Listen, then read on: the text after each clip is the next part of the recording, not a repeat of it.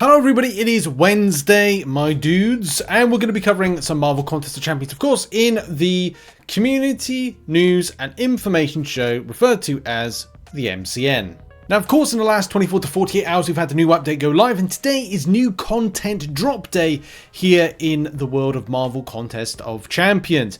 But of course, we have some bugs that are going on at the moment. Of course, the Juggernaut bug is one of the biggest problems in game, isn't it? Especially with that chonky dude sitting down there. He's doing a sit-in, really. He's doing a protest. He's protesting against Kabam. But these, as we've established, aren't the only bugs that are going on at the moment. I mean, this just looks like you're fighting in the snow in a Korgan Guardian match. I'm not going to sing anymore because it is not the time. That time has gone. We should have been singing that song ages ago, but you don't want to see this. Playing in the mist? Yeah, and you don't want to be seeing this as well. This is a bit of extra context. Shout out to Brian, I think, that sent this through. This just kind of like showcases the problem of Spider-Ham. Also the same thing when it comes to Guardian. That Guardian bug, I think, is the one that Kabam are referring to. And this one where it just looks like, well, like, I'm not altering it. This is actually how it is. Like, that's pretty much unplayable. And this is obviously the reason why Kabam have to kind of like, you know, won't do the season, because Alliance War season, because it is pretty much unplayable for some players. And here is what the Guardian one looks like. Yeah, it just makes it unplayable, especially because people would take advantage of fielding the particular champion, and it just would not be a pleasant experience. The same way if you're using the said champion as well, it's not a pleasant experience. Or fighting Nimrod as well, it's not a pleasant experience. So that's something that I think is going to be quite crucial. I don't know if it's going to be on everything, because if Kabam have put like a showcase together featuring the champion, that's a problem. Also the same thing if you're doing Necropolis and any of these champions within it. I don't think any of them are, but if they are, that could be really bad. So you might have to think about who you go up against on your runs. I'm definitely thinking about that before the new patch hotfix comes in to make this rectified. So sticking with the subject of bugs, and one thing that kind of went, you know, beyond the my radar, and I didn't see it, a bit of a shame really, because it is an important one. At some point this year, I will be getting back to Incursions. I'm very much focused on arena farming units and Acropolis for the Carinas challenges. I think when it comes to February, you'll see my kind of like covering of things kind of expand outwards more. But I'm just using a lot of my free time to play in Acropolis, and I don't really enjoy the content, so I find it quite boring. I won't live stream it because I'll do about a couple of fights and stop, which is pretty pointless to do like a full run. I know people like it, it's not my bag, so I try and focus on content that I actually enjoy and passionate about. Anyway, Incursions is one of those things I am passionate about, but I just haven't had any time to play it. I think the same thing for a lot of players. But somebody noted that normally Valiant, and I assume Paragon players, are able to access sectors 4 to 6 Incursions. During the Saga Incursion, this was changed to 5 to 7, of course, with the extra one. However, the normal Incursions have just come back. However, it now restricts Sector 5 and 6 only. This has a massive effect on the total amount of artifacts players can get. And by the way, I was using this before I kind of like had to decide I just had time for Incursions, but I was playing Incursions quite a bit, and I would do Sector 4 to just grab some extra artifacts, and especially to get the 7-star purchase.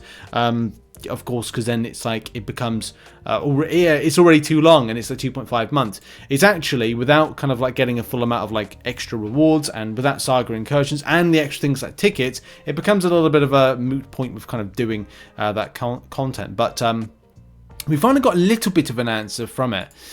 Kabam Karate Mike Osaurus Rex, Kabamasaurus Rex, did say that, first of all, apologies for delay. So this has been a bit of an interesting outcome. It turns out the Valiant players actually can partake in Zone 4 currently. However, if the PI, if you selected team, is too high, you'll be locked out at 5 or 6. After the digging, nothing has changed for Incursions, but we think this has happened due to vertical progression of accounts, which led to increased PI of top champions.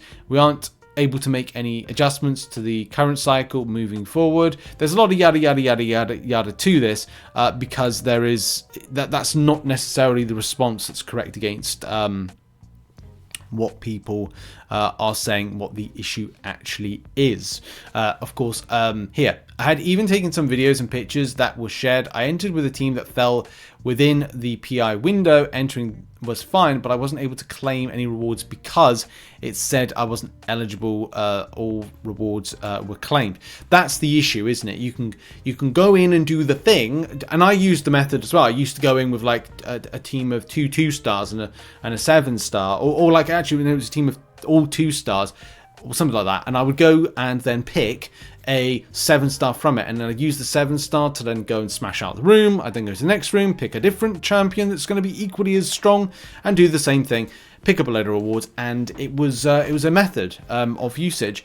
So yes, I think it's back to the drawing board for Kabam. Here's a good example of that being shown, to at least kind of go, well, yeah, it does work. It's just you're not able to claim the rewards because they're all earned right there. So that points out the issue. Hopefully this gets rectified, because you can see here's good evidence of that not being worked.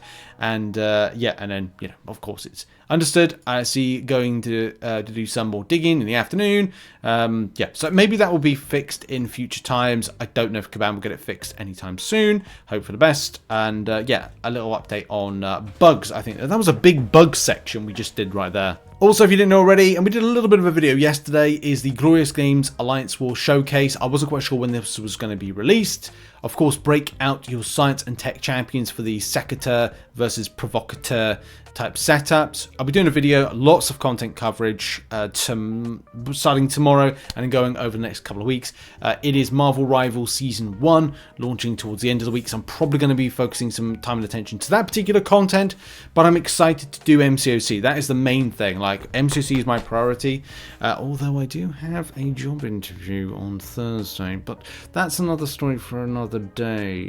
Also, if you're looking for rebalance information, because it has been something over the last few days people have been curious at, you know, back here, January 5th, people were asking a question like, where was the info about North Star and Arcade? And also, we covered Silver Sable at the weekend. I'm still yet to find the time to make a video on her, especially because we're just about to go into like a new round of updates. Maybe I'll get some time at the weekend, maybe not. I wanted to make a North Star video, but I've ran out of time today. Whilst I'm recording this, so I'm hoping to find a little bit of time to make a video on that, because I enjoyed doing the Deathless Thanos video. I want to do other videos like that where we kind of test out other theories and stuff, and do suicides, non-suicide masteries, relics, stat focus, and all that stuff. Anyway, looking forward to doing some kind of coverage on that and going, okay, what are they good for? Are they good for different places? There are some breakdowns of information which I'll put a link to in the description, but we're going to go over them right now. For those interested in North Star, maximum momentum now sits at 6, and the 10 momentum bonus has been cut. Speed burst cooldown duration reduced by 3 seconds per momentum, up from 2. Slow passive increased by +4 seconds per momentum. That's pretty handy. I'm annoyed that this is being buffed after I've done my Necropolis mutant run. That's a little annoying. 5% chance to gain prowess during special attack per momentum, up from 4. I think that means access to rotations quicker, rather than having to do like a million special attacks. Physical resistance duration increased by 3 seconds per momentum, up from 2. Prowess max stacks 30, along with an increase in potency to 12%. Old was 49%, 4/9%. And then you've got reverb max stacks 25, along with increased potency. His SP3 bonus now only triggers once, but has been increased by 200% potency. You've got to be careful with that. And also, North Star launched with a bug where his reverb passives were not inflicting additional damage. This has since been fixed. Okay. For Arcade, he's had his Torment debuff duration from his signature ability increased by 8 seconds at max level from 5 seconds. Fabulous prizes has been sorted out when last until Arcade's opponent is defeated instead of per fight. The final hit, SP2, yada yada yada. I'm not going to read it all out. I've done the Silver Sable one. I'm not going to read loads of like stats, because it's best to just do a video and showcase it in action. But check it out in the link in the description. Pause the video and check out what was listed with the changes. It all looked very positive, so that is darn good. We need to now move on to the final story of the show. Our final bit of coverage today is letting you know that there's some good, well, I'd say good news. I said this last year when it's good news. Kabam are on the case of how they're going to dissect the situation of the Banquet event, and Kabam Kabam Crash said, I'm working on a lengthy Banquet post-mortem for all of you, but I'm going to go ahead and try and get ahead of this at the pass. Now, this is for the special deal, the 1 million deal, but there's a few other little bits of context to this that I'm going to read out first. The reason the Banquet crystal was unbalanced was 100% on me. Our live ops team produced a perfectly balanced tuning for the crystal in which this wouldn't have been a problem. In reviewing it, I counted all the tier 6 basic tier 3 alpha drops as filler, and in effort to reduce the amount of filler, I moved some of those drops to other resources. For most players, this wasn't a problem. I personally put up around 100,000 points and finished 1,005. Wow, okay. And for me, the imbalance wasn't precipitable. This is I guess the differences with like how you see the event, how you see the volume of units you put into what you got back from it, and the current meta standards for some of the rewards you get in game at the moment. Going further, however, in monitoring the event over the break, we realized players at the top were going to put up more points than we expected, which then in lies the problem, because Kabam gave the impression that, you know, the spenders, if they made the crystals too OP, then the spenders would get more. The spenders would, make more gains than the people that are non-spending and only invested in a certain amount of units from it, which unfortunately happened, but it happened in the wrong way. People were putting up more points in order to satisfy the realm event. That's the difference. And for them, it was going to become a real problem, so we did something quick and dirty to help them correct the imbalance. If I could go back in time before the event, I would have thought of something else, but I'm pretty sure players wouldn't have liked the Banquet event more if I'd included more tier 6 basic and tier 3 alpha in the crystals. I guess that's something to be concerned with.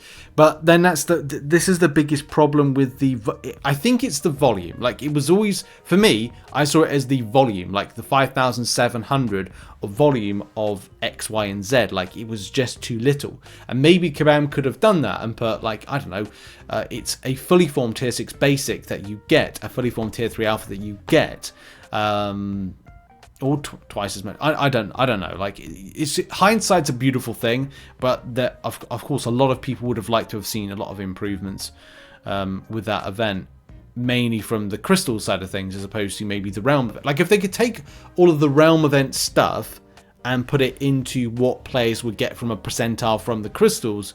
And I'm not, by the way, people don't take things out of context, but what I'm saying with that is, like, you would bulk up the crystal's drop rate chance to get something better by taking all of these different things that are possible to get and improve the gacha quality. Even using the gacha key system, which was used for 7 stars, you could have done in the same way that was for, I don't know, what you got from those crystals. But hindsight's a beautiful thing, and Kabam need to learn in 2025.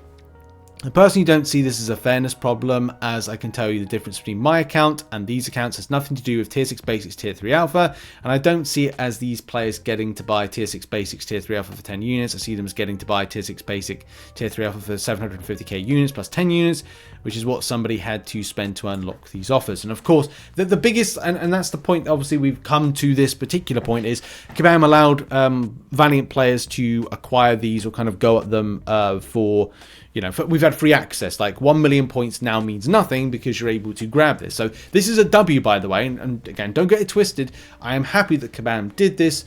But of course, there's more to answer when it comes to the Banquet event, because it's not just what I think is a problem about it. It's about what you think is a problem about it, and how Kabam can work on it in 2025 to get us a good event as opposed to how it was in 2024.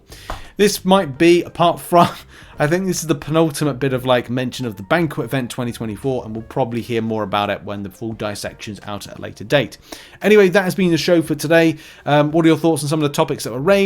Appreciate you very much for supporting, and there'll be lots of different types of videos coming today with the new event and other stuff that's on the horizon. It's a busy old time in MCOC and Marvel Rivals. Click in the center for Marvel Rivals content. I'll see you soon, and goodbye.